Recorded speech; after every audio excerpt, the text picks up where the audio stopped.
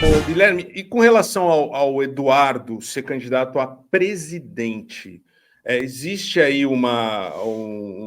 assim, a gente tem o Tarcísio, um nome muito forte, o Bolsonaro está inelegível, né, e deve ser preso, né, então não teria a mínima chance, e tem o reforço do governo norte-americano, né, com o nome do Eduardo, né, ele sairia como senador aqui por São Paulo e teria uma vitória muito fácil, né? A gente sabe disso. Mas será que ele chega a esse patamar de ser candidato a presidente?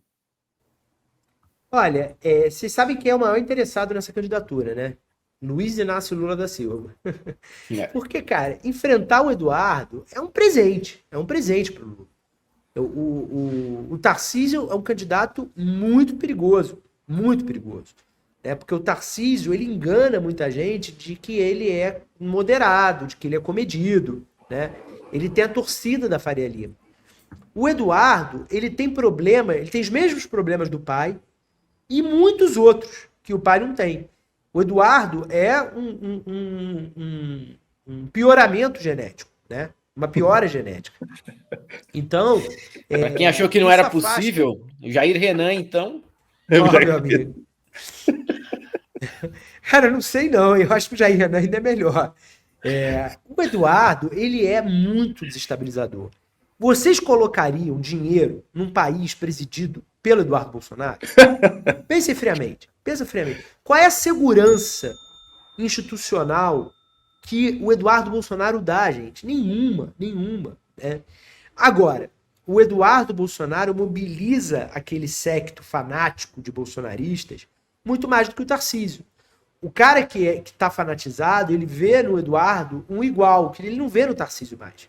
Ele vê no Tarcísio uma coisa estranha ali, talvez esse cara não seja Bolsonaro mesmo. E na egotrip do Bolsonaro, talvez ele queira que tenha alguém com o sobrenome Bolsonaro. Né?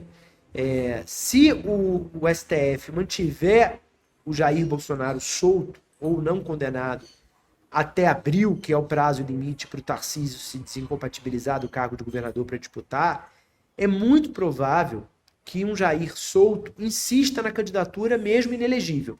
Então ele vai peitar, vai registrar a candidatura, e ele fazendo isso, ele não vai dar segurança para o Tarcísio sair candidato. Num cenário desse, é capaz dele colocar o Eduardo como vice, e na hora H, ali, quando o TSE indeferir a candidatura, o STF chancelar esse indeferimento, vai lá e o Eduardo assume e vira o candidato da família. Muito bem, muito bem. Voltando aqui, então, para avisar todo mundo, canal aqui do nosso querido Guilherme Amado, Amado Mundo, tá? Vocês se inscrevam no canal, são 9 programas aí que o canal tem, são pessoas incríveis que estão participando do canal, vocês vão conhecer tudo. Entrem lá no canal, comecem a assistir o vídeo. Só para começar, eu falei já e vou falar de novo, tem só uma entrevista com Gilberto Gil e outra com Kleber Mendonça. Né? Então, vai ser esse nível? Como é que você vai manter esse nível de entrevistas, Guilherme? Gente, não, assim, não dá, né? Todo entrevistado no mesmo nível não dá, mas tem entrevistas que a gente faz que às vezes não são com nomões assim. Vocês sempre recebem convidados aqui que pode não ser um nome famoso e o cara, né, a pessoa, a convidada explode. Eu fiz uma entrevista, por exemplo, com o Ernesto Rodrigues, que é o biógrafo do Ayrton Senna e biógrafo da TV Globo. Nessa biografia da TV Globo que está sendo lançada. Essa entrevista deve ao ar daqui a 2 semanas. Cara, a entrevista é maravilhosa. Ele conta bastidores das conversas dele com os irmãos Marinho. Os três, a biografia não autorizada, mas os 3 irmãos Marinho estão colaborando muito com a biografia. Ele já lançou 2 volumes e tá agora lançando o 3º nesse segundo semestre. Cara, a entrevista é tão boa. Toda entrevista eu faço mais ou menos 1 hora e editamos para ficar em 30 minutos. A dele eu fiquei 1h50 com ele e a gente vai editar em dois volumes, porque ficou sensacional. E não é um nome conhecido como Gil. Essa do Gil especial, eu fiquei muito feliz porque ele falou ali de algumas coisas que ele não fala. Então, primeiro ele revela um romance dele com a Gal Costa, que ninguém sabia. Pra vocês terem uma ideia, a Preta Gil, a filhada da Gal, filha dele, e a filhada da Gal, ficou sabendo por essa entrevista que a gente veiculou ontem que o pai e a madrinha tiveram um relacionamento amoroso. Ele nunca tinha falado isso pra Preta, ele contou isso na entrevista pra gente. Ele fala da relação com a Nana Caymmi, né?